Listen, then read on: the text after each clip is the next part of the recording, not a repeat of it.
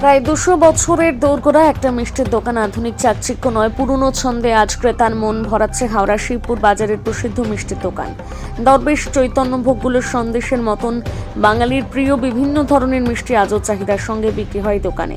এই দোকানের বেঞ্চে বসে মিষ্টি খেতেন কথা সাহিত্যিক শরৎচন্দ্র চট্টোপাধ্যায়, চিকিৎসক শীতল ঘোষ, নারায়ণ দেবনাথ, শরৎ শিল্পী কমল মল্লিকের মতন বহু মানুষ।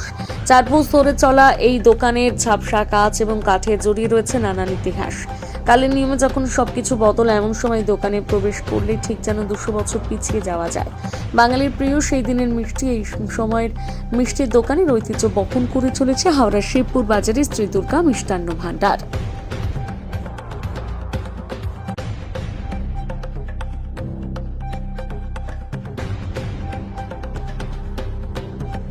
এখানে ডাক্তার মেনিচন্দ দত্ত আসতো, সেতুল ঘোষ আসতো, তারপর জোগাড়বাবু আসতো, মানে বেনিবাবুর ছেলে। তারপর ওনার নামটা কি, হার্টের ডাক্তার মারা গেল, মনে নেই, ভুলে গেছি, বয়স হয়ে গেছে তো। ভালো দোকান, আমি অনেক দিন আছে। আমার বিস্মনাথ দাস, বিস্মা। কেন পাল্টাননি তো জানি না। দেখুন, আমি এখানে তো ইনভলভ ছিলাম না, আমার হাজব্যান্ড চলে যাওয়ার পরেই আমি এটাকে, যাতে ওরাও বললো আমরা আছি, মানে আমাদের যে কর্মচারী তারাও সেই 10 বছর বয়স থেকে 12 বছর বয়স থেকে প্রায় রয়েছে। সেই যারা রয়েছে এখনও পর্যন্ত তারাই বলছে এইভাবেই যতদিন চলুক। আমার ছেলে যেহেতু আছে, ছেলে এখন বাইরে চাকরি করে, তা সে আমি এখনও যেহেতু যে কোনো ইনস্ট্যান্ট করছি, আমি তাহলে দেখে আমি যতদিন পারি করবো। এই দোকানে কোন কোন মিষ্টি বিখ্যাত? এই দোকানের মিষ্টি বিখ্যাত যে মিষ্টিটা সেটাই বলবে, মানে খেয়ে এটাই বলবে আর কি। মানে সেই প্রথম থেকে এই ধরনের প্রথম থেকেই এই ধরনের মিষ্টি তৈরি হচ্ছে, আরও ভ্যারাইটিস মিষ্টি তৈরি হয়, তবে এখন মানুষের চাহিদাটা কেননা এখন শরীরের জন্য অনেকেই তো খায় না টায় না, সেই হিসেবে একটু কম এই আর কি। কিন্তু কিন্তু এসে এখনও খোঁজে তারা, এরকম যেমন আমাদের ছিল লাল দই এখন যেমন এই 19 থেকে মানে 19 সাল থেকে আর কি বন্ধই হয়ে গেছে প্রায় মানে কি, মানে ওটা বন্ধ করে দেওয়া হয়েছে, কেন ওটা তখন উনুনে হতো তো, সেই কারণে ওটা এখন তো ডিজেল গ্যাসের ব্যাপার, ওই জন্য এখন সেই জন্য সেটাই। কে এসেছিলেন আমি যেটা শুনেছি সেটা সবাই, মানে সেতুল ঘোষ প্রেসক্রাইব করতেন এই দোকানের মিষ্টি।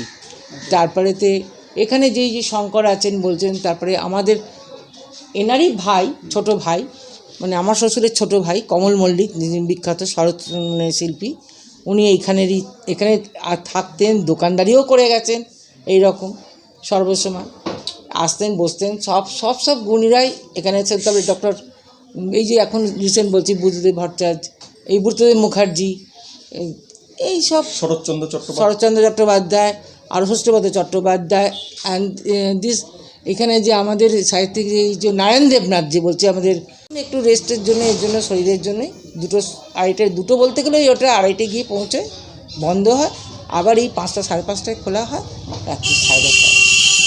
মানে এই দোকান কার হাতে তৈরি? আপনাদের পরিবারের কে শুরু করেছিলেন এই দোকান? এই শুরু করেছিলেন উনি, স্টার্ট করে ওনার বাবা হচ্ছে ওনার বাবা সত্যচন্দ্র মল্লিক, তারপরে তো প্রভাকর মল্লিক, ওনারা সব ভাইরাই এখানেতে যুক্ত ছিলেন। সালটা ঠিক আমি অতটা বলতে পারবো না। কত বছর? আমি এই তো 23 উনি দাদা চলে যাওয়ার পরে 23 জন্য আমি এখানেতে ইনভলভ হয়েছি। কত পুরুষ ধরে চলছে এই দোকান? এটা 4 পুরুষ ধরে, আমার ছেলেকে নিয়ে 4 পুরুষ ধরে চলছে। আপনার নাম? আমার নাম শিপ্রা মল্লিক। ওকে। শরৎচন্দ্র চট্টোপাধ্যায়। ওনারা এই বেঞ্চেই বসতেন? হ্যাঁ। সেটা বলুন। এই বেঞ্চিতে বসছে। কোথায়? এই বেঞ্চিতে ওনারা বসতেন। কোন কোন মিষ্টিগুলো সে সময় মানুষ বেশি পছন্দ করতো, বা ওনারা পছন্দ করতেন কোন মিষ্টিগুলো? এইসব মিষ্টিগুলো সব সিজন বাই সিজন মিষ্টি তো। ওনারা কোন কোন মিষ্টিগুলো পছন্দ করতেন, কি শুনেছেন? না, মানে আপনাদের দোকানে বিখ্যাত কোন কোন মিষ্টিগুলো? এই দোকানের বিখ্যাত কোন মিষ্টিগুলো যেগুলো পুরনো দিন থেকেই হচ্ছে আজও? আমি সেরকম কিছু শুনিনি। না, এই দোকানে কী কী তৈরি হয়? এখানে কি কি মিষ্টি তৈরি হয়? এইখানেই সব তৈরি হয়। কি মিষ্টি নাম বলুন? নামগুলো বলুন, মিষ্টির নামগুলো বলুন। এখানে চৈতন্যভোগ হয়, এমনি সন্দেশ হয়, দরবেশ হয়, রসগোল্লা হয়। এইদিকে তাকিয়ে বলুন কি কি হয়, নামগুলো আর বলুন। রসগোল্লা হয়, দরবেশ হয়, চৈতন্যভোগ নাকি? চৈতন্যভোগ হয়। কেমন বিক্রি বাটা হয় এত পুরনো দোকান? হ্যাঁ হ্যাঁ, নতুন কতদিনের দোকান এটা? কতদিনের দোকান? এটা 100 ওভার, প্রায় 200 বছর। প্রায় প্রায় কত? প্রায় 150 ওভার। আপনি আমি 50 বছর। পঞ্চাশ। আপনি আপনার নাম? রাখাল চন্দ্র জানা।